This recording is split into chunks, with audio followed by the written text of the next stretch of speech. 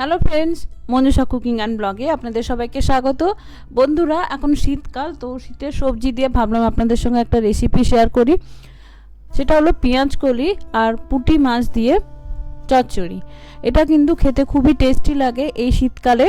আর ছোটো মাছ খাওয়া ভালো, সবজি খাওয়াও কিন্তু ভালো। তো চলুন শুরু করি। আলু, বেগুন, পেঁয়াজ কলি দিয়ে পুঁটি মাছের চচ্চড়ি। আমি এখানে এরকম একটু বড় সাইজের পুঁটি মাছ বাজার থেকে কিনে কেটে ধুয়ে নিয়েছি। ভালো করে পুঁটি মাছটা কাটতে হবে, নাহলে কিন্তু তেতো হয়ে যেতে পারে। এবার এটা আমি ভেজে নেব। তার জন্য কড়াইতে নিয়েছি সর্ষের তেল। এই রান্না কিন্তু সর্ষের তেলে করলেই ভালো লাগবে। তেলটা গরম হয়ে যাওয়ার পর পুঁটি মাছগুলো আমি দিয়ে দিচ্ছি। দিয়ে একটু লাল লাল করে ভেজে নেব। খুব বেশি ভাজবো না, তাহলে পুঁটি মাছগুলো শক্ত হয়ে যাবে। তবে আমার বাড়িতে এইটার সঙ্গে সঙ্গে পুঁটি মাছের ভাজা খেতেও কিন্তু সবাই খুব ভালোবাসে।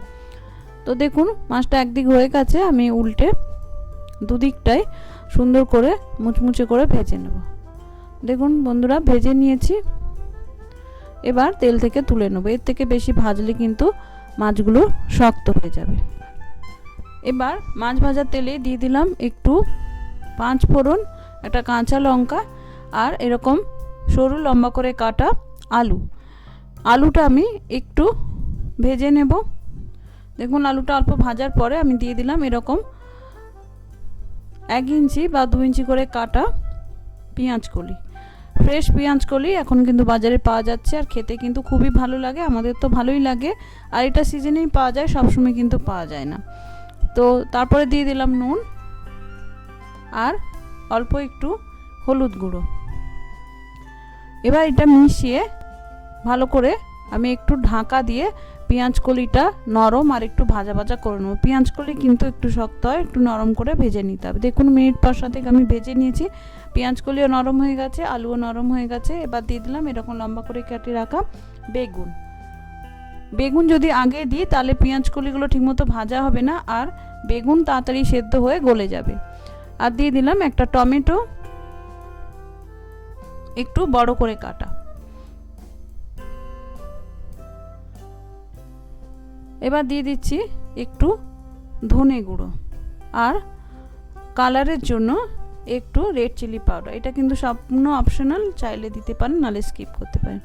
এবার এগুলো আমি একটু মিশিয়ে আবার একটু ঢাকা দিয়ে দেবো মিনিট 2-এর জন্য, যাতে বেগুনটা নরম হয়ে যায়। দেখুন, বেগুন, আলু, পেঁয়াজ কলি সমস্ত কিছু সুন্দর ভাজা, নরম নরম আর সেদ্ধ হয়ে গেছে এবং সুন্দর একটা মাখা মাখা ভাব এসছে। এবার দিয়ে দিলাম ভেজে রাখা পুঁটি মাছগুলো।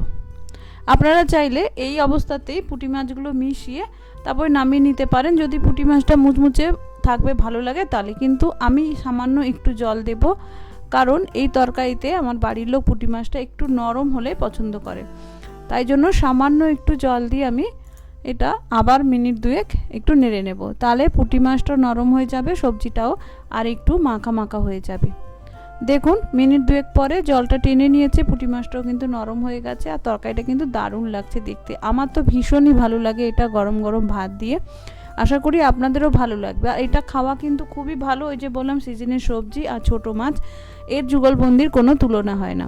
তো বন্ধুরা, এই যে রেডি আমার পেঁয়াজ কলি দিয়ে পুঁটি মাছের চচ্চড়ি। কারা কারা এইভাবে করেন আমাকে কমেন্ট করে জানাতে পারেন। কেউ যদি অন্যভাবে করেন তাও আমাকে জানাতে পারেন। আর অবশ্যই এই শীতে বাড়িতে একবার ট্রাই করে দেখবেন, আশা করি ভালো লাগবে। নমস্কার, ধন্যবাদ, ভালো থাকবেন।